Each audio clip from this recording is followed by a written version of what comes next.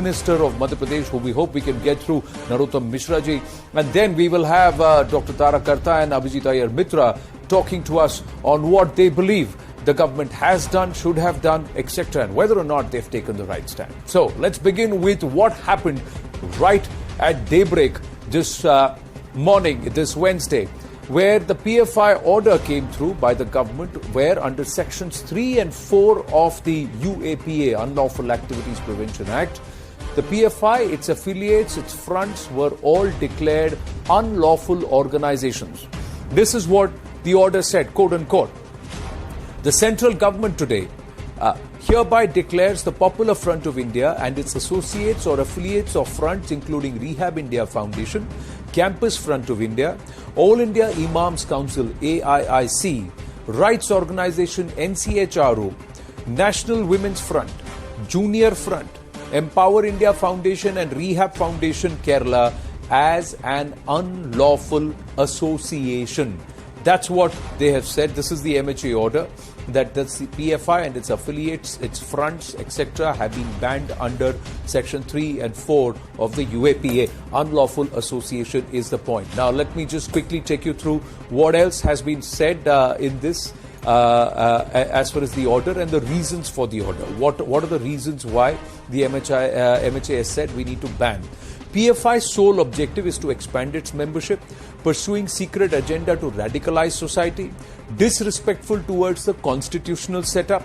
PFI has potential of disturbing communal harmony.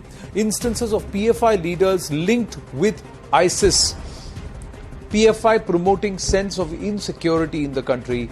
Governments of UP, Karnataka, Gujarat have recommended a ban on the PFI.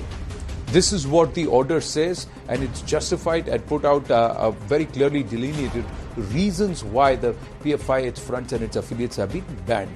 And this ban and this notification came hours after a post-midnight PFI statement from its PR team, which actually had a 9-point counter. If we put out 9 different exclusives on grounds here at CNN News 18, it was a 9-point counter where largely the PFI claimed that it was a Hindutva fascist regime that has come out and is out on a witch hunt against the PFI. Let's take this aspect and whether or not the government of India has taken the right stand with Sri Sunil Deodhar, who's joining us now live at this point. Sunil ji, namaste. You are the National Secretary of the BJP and you have actually tweeted, you've congratulated the Prime Minister and the Home Minister for taking this action where you believe, you said, that organizations that want to alternate the DNA of Bharat. Let's start there. Your thoughts on this crackdown and ban?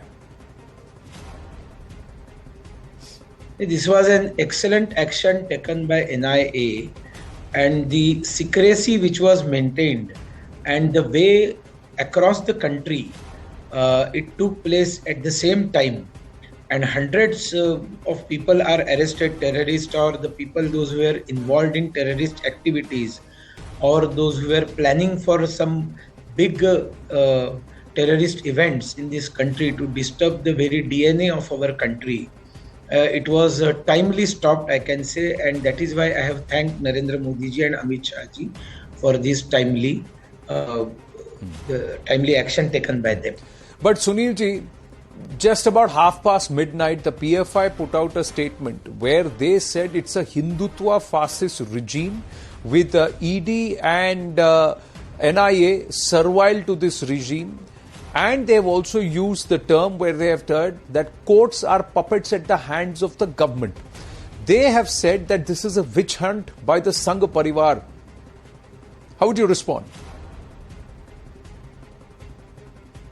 See, it is an obvious response from their side because they understand what they are.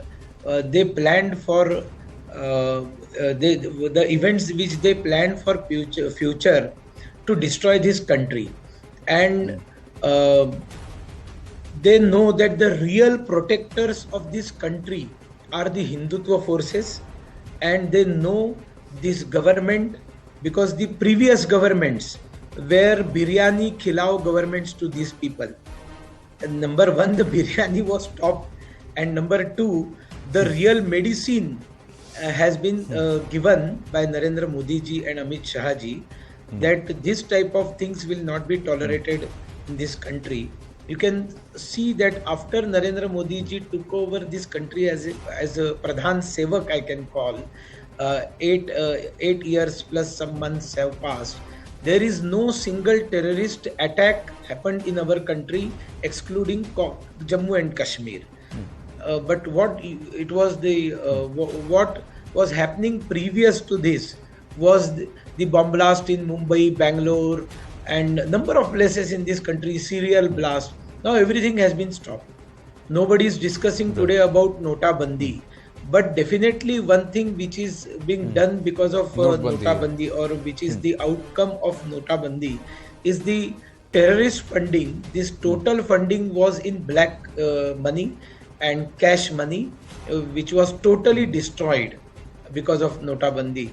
And so these people, PFI, SDPI people, they know that if anybody is there to support them, they are the only leftist lobby or Tukde gang or Congress or some family enterprise parties in this country, those who are totally indulged in corruption, and maybe some parties like Arvind Kejriwal, those who are Naxal parties. I can definitely call them Naxal parties because their ideology, their deeds, their decisions and their comments and their way of conducting are definitely, they are urban Naxals, and that is why they will support this PFI SDPI. And the true nationalist of this country, that is Bharatiya Janata Party, and obviously Rashtriya Swayamsevak Sangha and Swayamsevaks organizations, they understand that PFI SDPI, they understand that these are the people, those who are not going to tolerate any attack on sovereignty of our country and our Bharat Mata. Well, you talked about those who will perhaps give cover fire to organizations like the PFI, but there are also Congress leaders in Kerala. One of them has come out and said very openly that the RSS should also be banned.